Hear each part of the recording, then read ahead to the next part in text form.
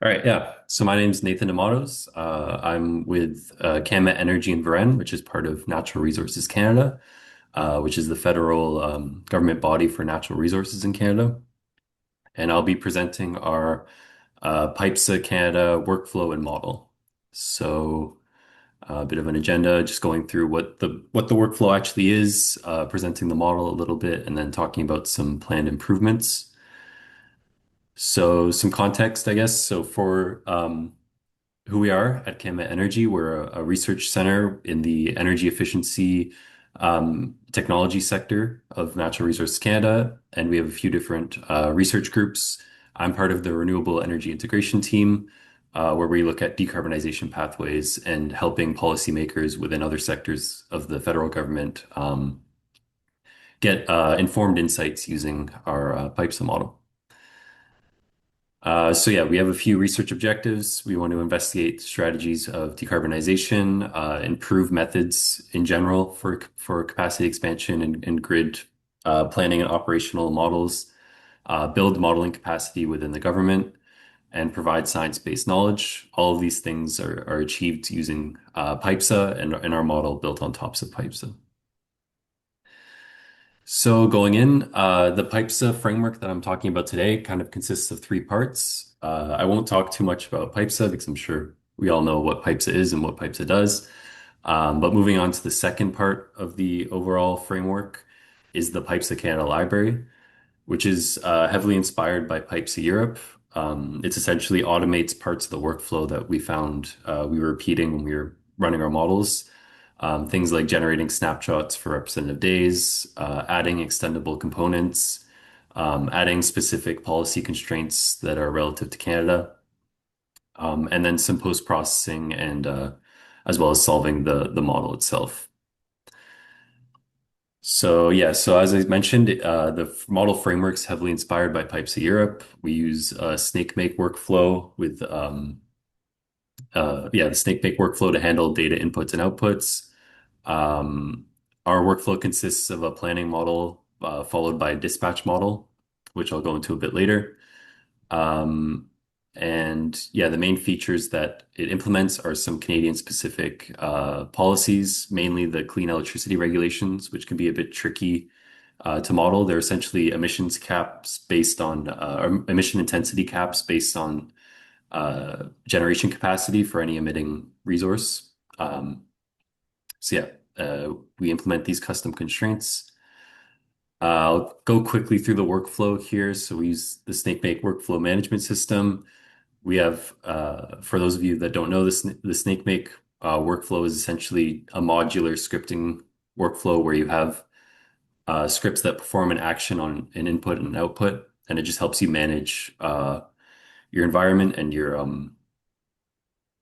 overall workflow. Just makes things very clean and easy to use.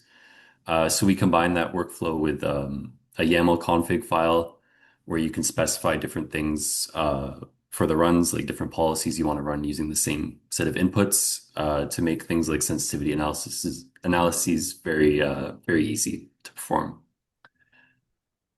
Yeah, and as I mentioned earlier, so we have a capacity expansion planning model, which essentially uses a reduced temporal resolution for just to make it computationally feasible. But essentially, it selects the different resources to be built. And then the results from this capacity expansion model are then fed into a full year 8760 unit commitment and dispatch model with the additional generation parameters that PyPSA provides, like unit commitment and minimum up and down time and things like that. And then just quickly going over this, so we published a paper using our model on representative day selection using different methods. And these methods are included in the PyPSA Canada library.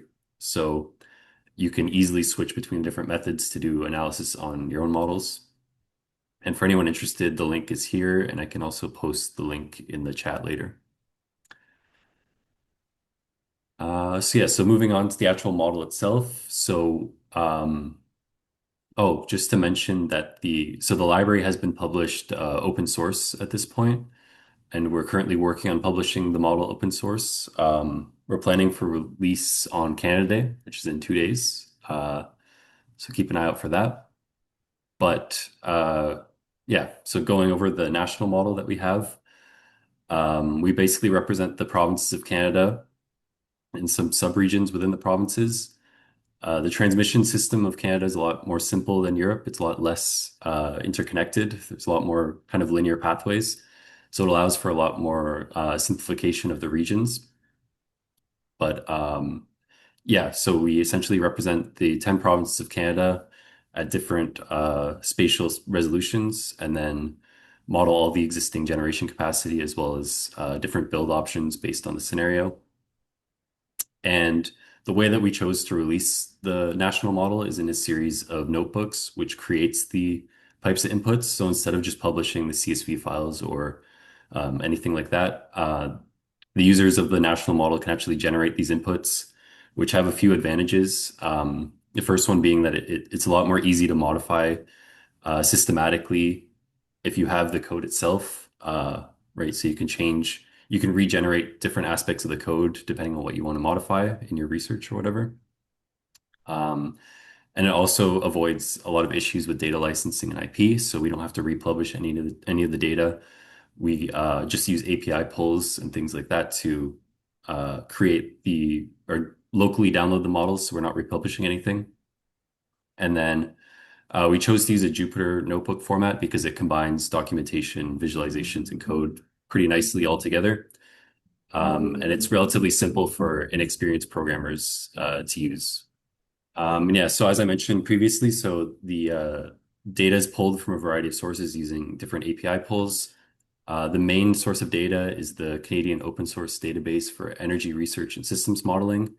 You require an account and an API key for that, but once you have that, you're good to go. You can access any of the data that you want. It's a pretty comprehensive database that kind of aggregates a lot of different data sources within Canada. Like it's all open access data, but it's kind of spread out through various websites.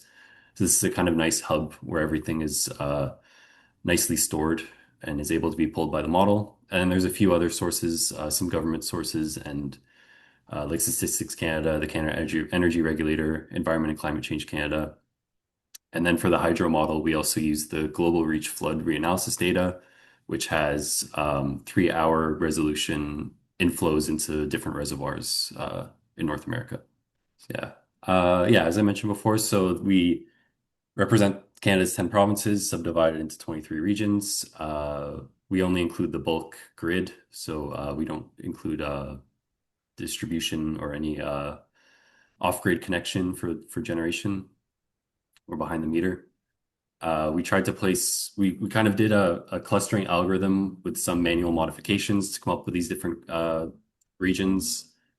And then we include all the existing generation and storage, again, pulled from that coders database, and aggregate the transmission. So we don't model the individual transmission lines. We aggregate into these different corridors between the regions and between the provinces themselves. In terms of load data, we use historical load data and we disaggregate it by population and industry and by population for residential, commercial, and transportation sectors. And for the industrial sectors, we have an emissions scaling methodology where we have these scaling factors that scale emissions to electricity use for different industrial uses. And then we map the industrial uses to the different regions within the model. And for the representation of the US, we have two methods that we use. We either fix hourly flows to be historical, or we fix the total annual flow and then allow the model to optimize when it actually imports and exports. I won't go too much into this, but we have different classifications of hydro in the model, as was mentioned in kind of the first presentation. So we have run-of-river, which is essentially a must-run generator. And then we have the hydro storage, where you have more flexibility to be able to store and discharge energy just like a battery, with inflows based on a combination of the historical inflows and then the average monthly generation. Quickly going over this, we use the Mirror 2 data set for our renewable profiles, with some filtering just based on distance from existing And yeah, so going to planned improvements, we're planning on improving our representation of long duration storage because that's a very important aspect of the Canadian grid with all of the hydro capacity. We're moving from ERA 2 to ERA 5 for the wind and solar capacity factors. Our colleagues at a different CAMET Energy Research Lab are going very detailed into the hydro modeling.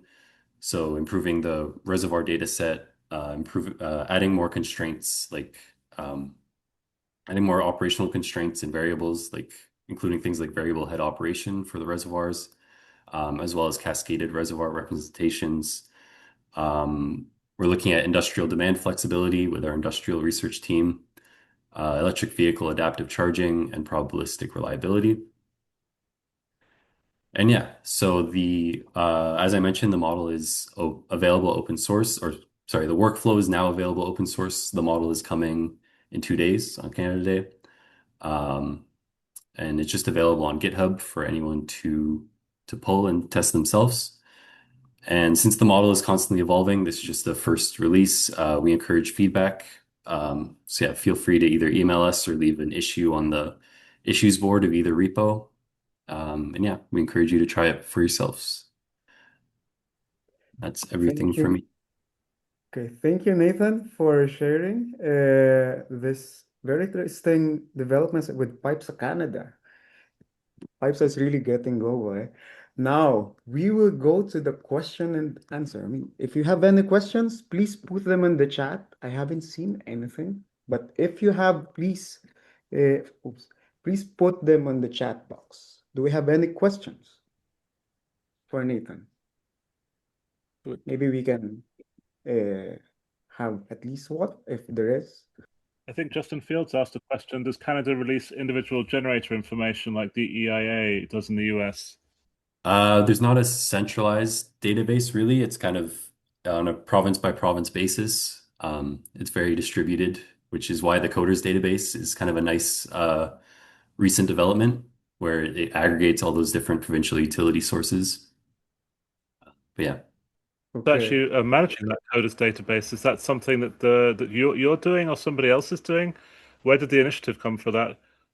so that comes from the Energy Modeling Hub, which is an initiative funded by Natural Resources Canada, but kind of at arm's length. But yeah, they do a lot of different workshops and presentations as well as developing the coders database for Canadian energy modelers. Awesome. It's really nice to see the data and the model all coming together, and we'll look forward to the release on Wednesday. Yeah, thank you. Okay, great. We have other questions. Maybe let's have from Robbie. Please. I put two questions in the chat box, but they get lost somehow. You mentioned Energy Modeling Hub Canada. They also have another model based on Tamoa, as I understand it. Do you want to talk about whether that's a healthy situation, a useful situation, or a wasteful situation?